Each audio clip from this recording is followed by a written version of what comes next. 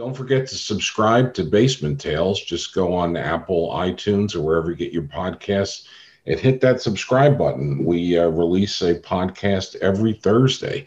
That way you'll be sure not to miss an episode.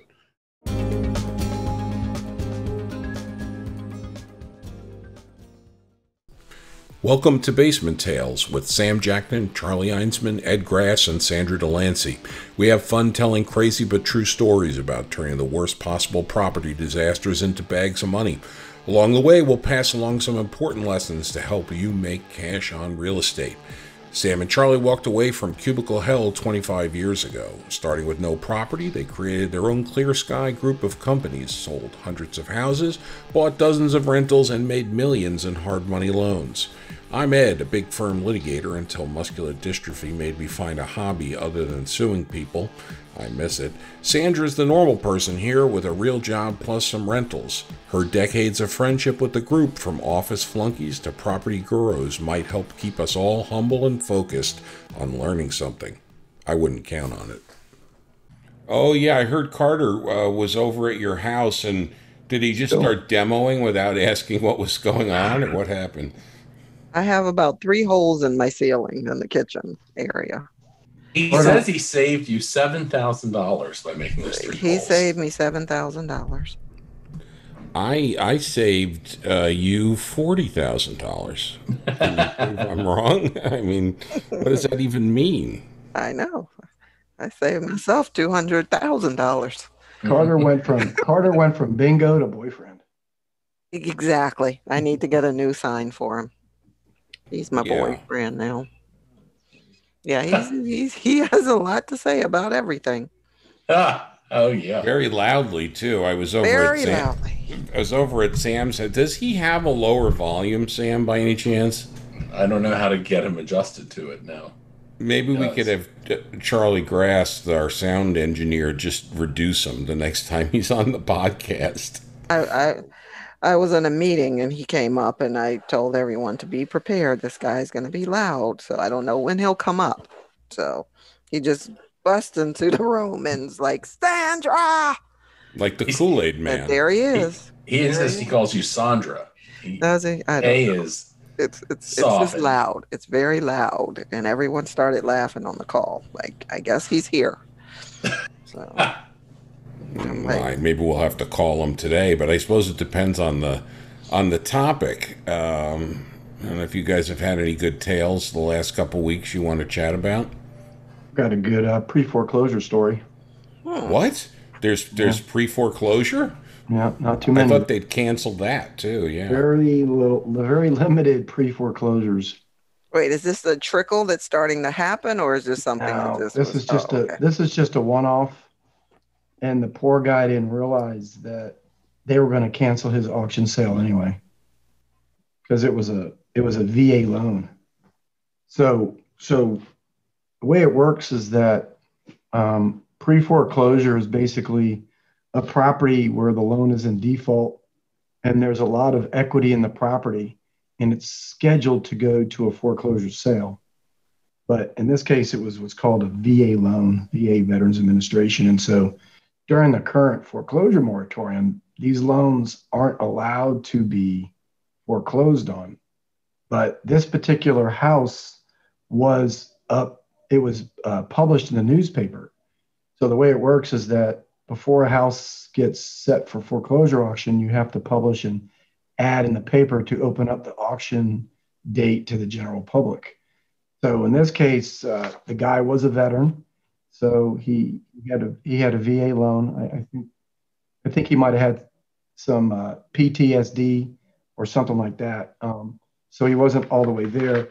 And so the way the numbers worked out is that the foreclosing loan amount was $200,000, and that was back in 2007. And so the estimated payoff for the loan was about current day was 146 plus lawyer fees and late fees. So he owed approximately $160,000 first trust, and that was it. There was nothing else on the property title.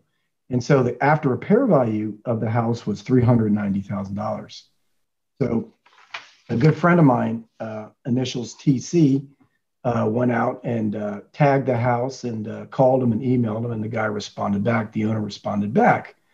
So this was her first time trying to buy a pre-foreclosure. So we went over there and talked to the owner. And so, mind you, when you're buying a pre-foreclosure, there are a lot more problems than the actual house itself.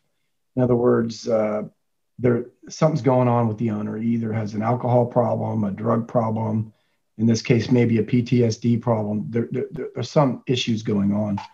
And so we got to the house, and as you would expect, it was a property over in Woodbridge, 22191. The ARV was $390,000, but the house was in absolute disarray. Of course, he had a dog, and the dog was absolutely just tearing up that house.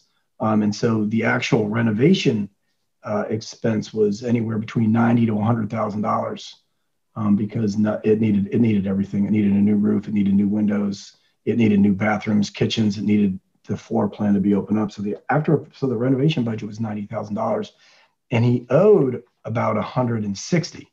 So 90 and 160 put you in at about $250,000, but the ARV was 390.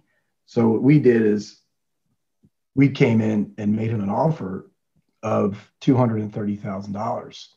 And so you figure 230 plus 90 is right around 320, plus you have to have some profit numbers in there too. You got holding costs, you got buying costs, you got selling costs. And so that was the number. But the problem is that the guy had nowhere to go. So he was going to move to South Carolina. And so he needed like 2 or 3 months worth of free rent. So the free rent was part of his offer.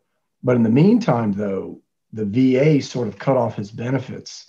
So he needed help getting some VA information so that he could try and restart his VA benefits, because he was he was what's called a presidential honoree person. So he had won the presidential honoree twice.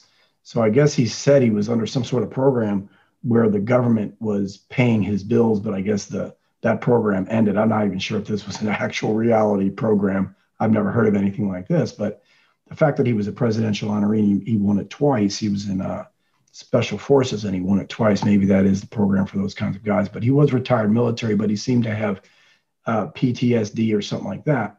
So in the course of talking to him, I guess he had met a few other people, because when his property address was published in the newspaper, he became the most popular guy in the neighborhood. So he had a lot of other people going through the neighborhood actually making him offers. And so even though our offer was the right offer with terms, it just wasn't the right offer money-wise, because our offer lost out to another offer that came in at $290,000. And so we were outbid by like $60,000.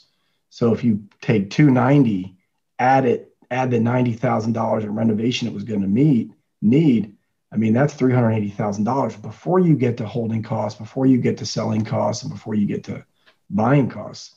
So this person basically bought this house at a retail price, betting on the market was going to increase another 10%. Could they possibly be thinking to do a cheap renovation and hold it as a rental for a while? Would that change the numbers much, or would you still have to put most of that $90,000 into it? Well, no, that's a great question. But as it turns out, we know the person that bought it, and he doesn't keep these houses as rentals. He's gonna fix and flip it, because I got calls from 2 or 3 different people regarding this house wanting to borrow money from us on the hard money side on this same house because they had made offers. And so I had to disclose to these folks that we can lend on it, but you have to know that we've been in that house and we made an offer on the house. So I didn't want to jump on their toes, but I had to be full disclosure because, with our hard money clients, this doesn't happen very often, but in this case it did happen. So I had to disclose that we already have an ongoing offer on this house. Mm-hmm. And so even though we were solving other problems for the owner, like you would normally do in a pre-foreclosure scenario, the one offer was so much higher than ours that he decided to go with the other offer. And that's kind of what happened. And the property has settled. It's just that he gets, I think he's going to get at least 30 days of free rent before he has to move out. And so you guys are also lending money to that investor, The hard No, money. he was Oh, a courthouse competitor. He's not part of our hard money crew that we lend money to. oh, okay. He's just a So that competitor. not And, that person. and Okay. he just sort of knew that I was on this trail. And so we exchanged text messages back and forth. And so what happened was the day that he was supposed to go to closing, it was a Friday. The auction was scheduled for a Wednesday.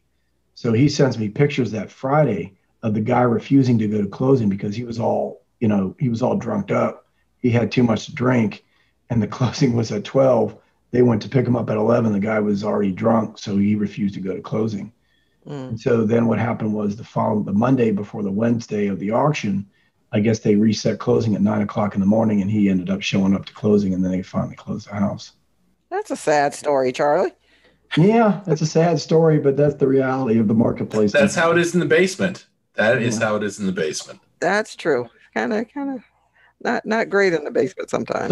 So the guy is going to get, I don't know, 290 minus 160, 130, and he's having to pay some realtor a hefty commission because there was a realtor involved too that just absolutely turned this thing into a bidding war. And so my friend that bought it for 290. I think the realtor has to get 10 grand or 12 grand. And so the guy's going to walk away with about $110,000. So he's doing okay. I think That's not bad. Yeah, it's not a lot bad. of drinks with that.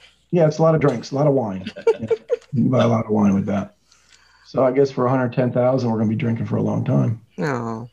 Hopefully he'll get down to South Carolina and get on with his life. I hope so. He's a very nice guy too. So what happens if there's no equity in a home and you're trying to get out of it?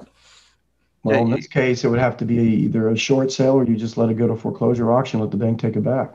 Just let the bank take it. Yeah. So like what we do on the pre-foreclosure side, if the first step we do is we figure out what the loan amount is that's foreclosing. We do a quick market analysis on the value of the home fixed up, and we just do as simple as, is there any equity in this house and is it worth going after? And so in this particular case, it was worth going after. But the fact that it was a VA loan, that auction was never going to happen. It was going to get canceled. So I don't even understand why the house was even published, but it was published. And so, like I said, the whole world knew about it because when you publish the house, it has to go in some major newspapers.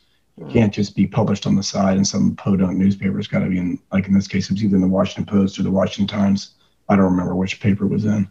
If a borrower lets their house go to foreclosure and they're short, what does the lender do? Do they just charge it off? Does the borrower end up with a tax obligation for the charge off anymore? How does that work these days? Yeah, do they establish a judgment and follow them around? Yeah, so the deficiency definitely does not get credited to any taxes.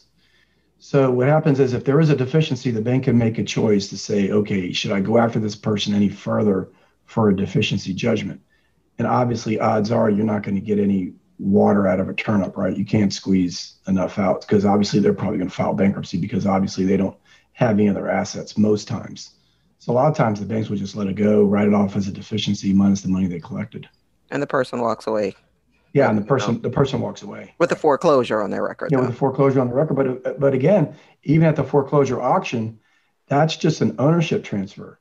That's not a possession transfer. So the bank, if the house is still occupied, like in this case, the house is occupied, the bank would have to go through an eviction proceeding to get possession. And a lot of times that could take 90 days.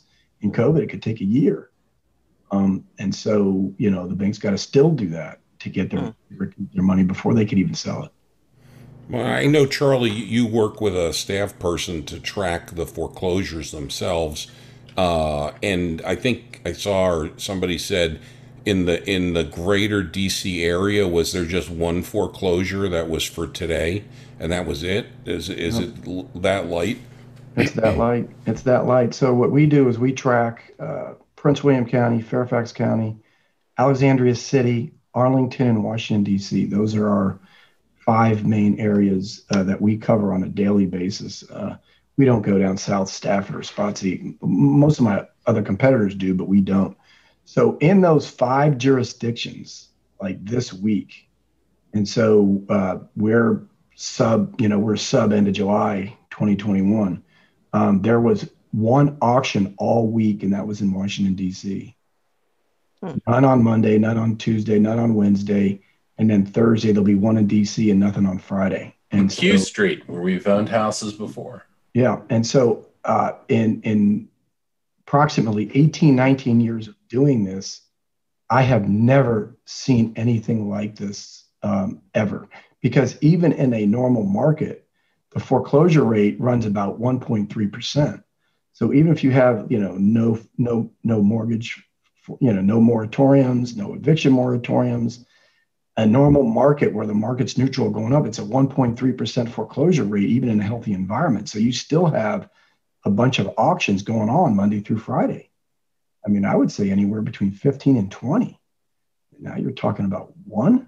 Come on, But are all the foreclosure moratoria in terms of starting a foreclosure? That's all open now. So if a bank wants to do a foreclosure, they can start that, or are there still limitations on the starting a foreclosure? No. It's a moratorium actually until the 31st on agency paper. July 31st, you're saying? Mm-hmm. July 31st. So that's Fannie and Freddie, you mean? Fannie and Freddie back loans? Yes. I see. Which most loans have been. Okay, so we did have a question from a user around that same, topic. On June 24th, the FHFA, or Federal Housing Finance Agency, announced that Fannie and Freddie are extending the moratorium on single-family foreclosures and real estate owned, or REO, evictions until July 31st. Okay. When do we think that foreclosures will start to come to market? Well, that was assuming there won't be another. Yeah, is it eviction or foreclosure mores, or both, that goes through July 31st? Single-family foreclosures and REO evictions. Will there be another extension? I mean, there's obviously a lot of political pressure to do that, but I think they're clearly trying to lift on that stuff. I know the moratoria on student interest, for example, I think is supposed to expire maybe in September, and there's a lot of debate: are they going to extend that, cancellation and payment of student interest? So it's kind of hard to predict. What does that mean on student loans, Ed? Yeah, totally different than housing. Oh, but, okay. Right. So kids who have college loans, for the last however long during COVID, they've been free interest basically, and no whatever their version of foreclosing is.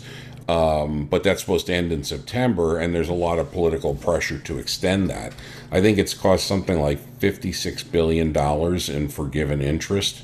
So they're in forbearance. Everyone's in forbearance at this point. Right. They're in forbearance. Right. They don't have to pay. But in addition, unlike housing, the interest is actually written off by the federal government. So whereas the forbearance on the loans, typically with the lender, they figure out the interest and principal and stick it at the end of the loan. So you don't get out of the interest. You just don't have to pay it immediately. So it's not quite as good with the housing side. And that goes back to trying to figure out what the banks are going to do, right? Because if there's enough leverage on the house, and the forbearance was to stick the interest and principal at the end, and the person can resume paying post-COVID, they probably wouldn't foreclose, I would think. Or even if they're a little bit behind, but there's enough, the property's risen enough in value, maybe they'll take it slow. But we don't have any insight into that at this point, what the banks are planning to do when they can do it.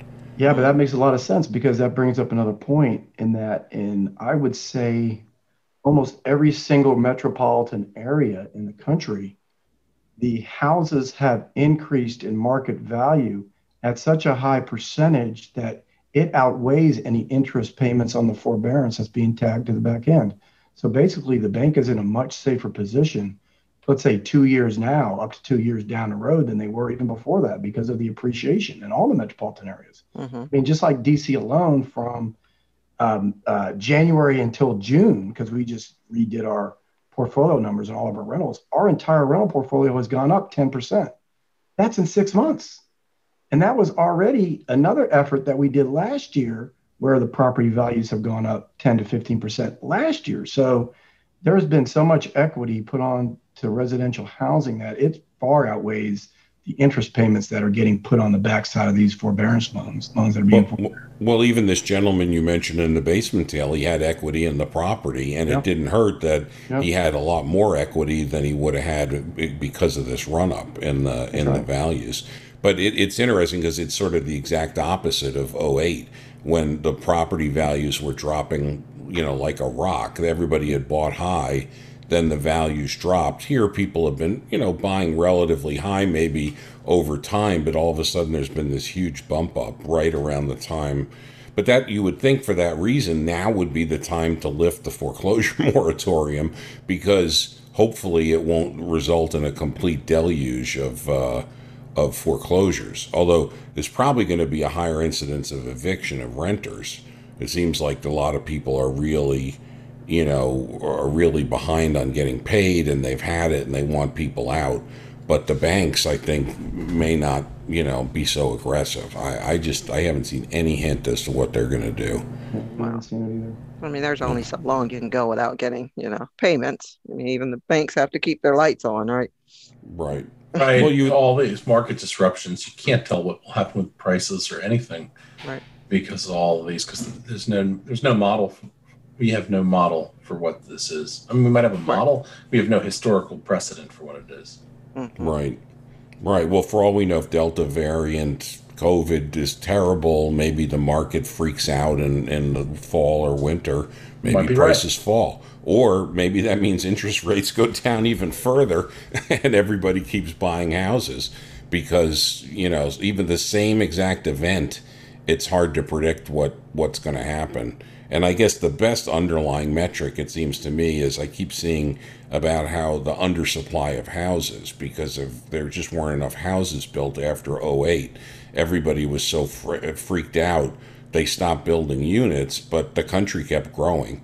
And now with interest rates low, everybody, not everybody, a lot more people can afford a house, and there you go. So maybe that'll keep the prices up, if nothing else. There's just not enough supply. It's all speculation, essentially. Hearing a little bit of everything around here. The prices are going down in the cities. The prices are going up out in the luxury areas. Move to the beach, about that? Florida, stay in Florida. The market is stalling in the region. Well, I mean, we're starting to see some price pressures. We're starting to see properties on the market a little longer. Not 100% sure if it's just seasonal, but I mean, interest rates remain low.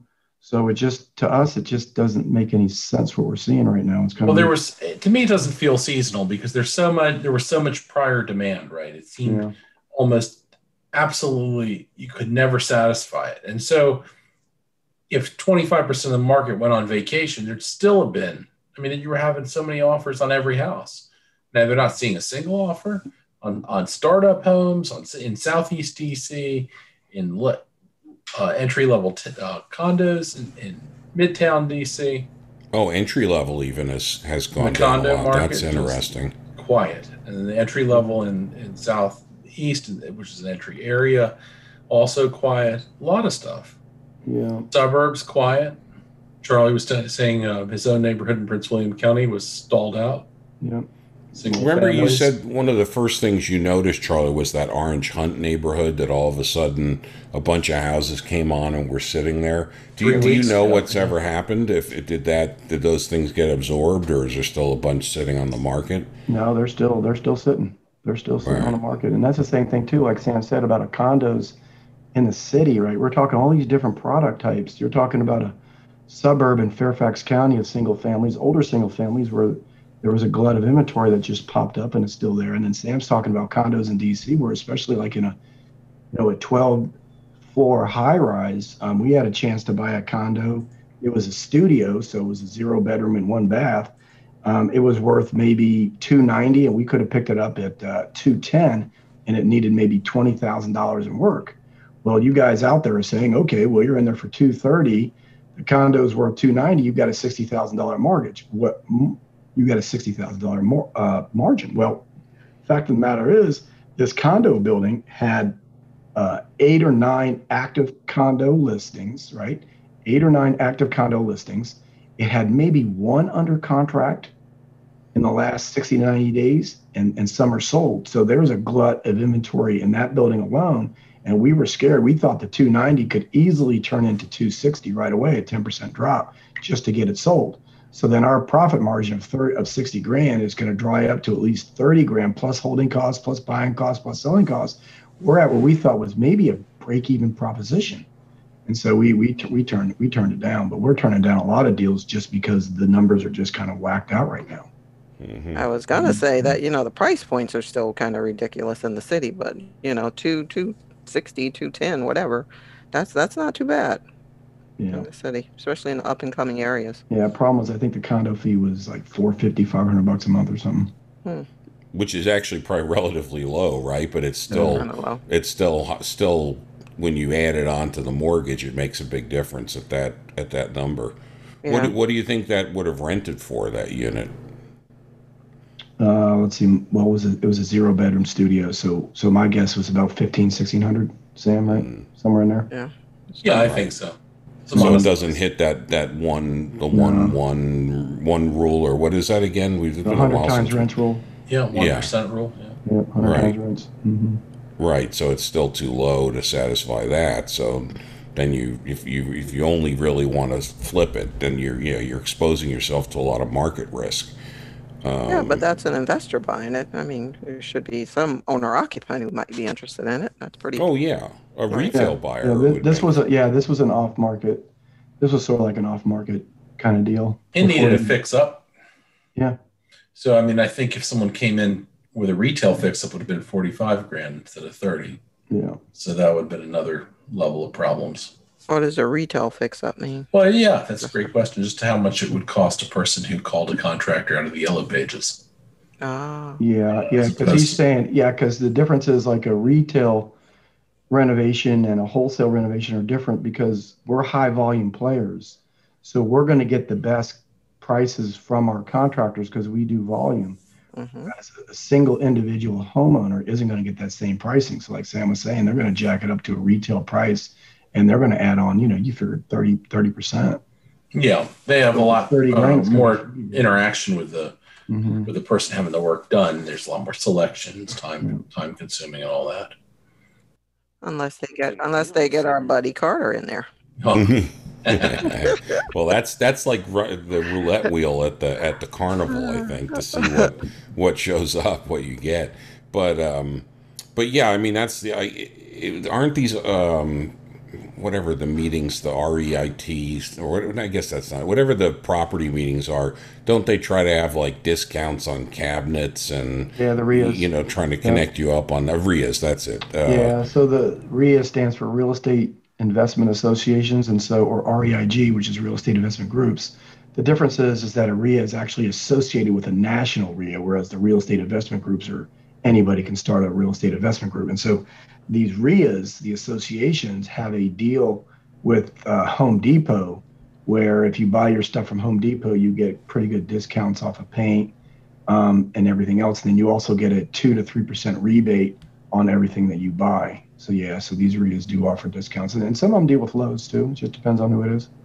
And I guess too, there's you're not going to get to say Sam's level of understanding and relationship with contractors and all of that overnight, but if you're trying, at least if you go to that, if you're starting out, you want to get some ideas of what the market should be, because you can easily get a contractor who will slap 50% on the thing, or worse, and so at least you have some idea of what the real market is and whether you're getting a reasonable number or not, because controlling costs is huge. I mean, that's largely not largely, there's a lot of stuff, but a big part of what Sam does is to keep those costs down, because every marginal dollar you quote unquote waste or spend that you didn't have to spend, that's literally $1 of profit right out of your pocket, assuming that the thing's profitable to begin with.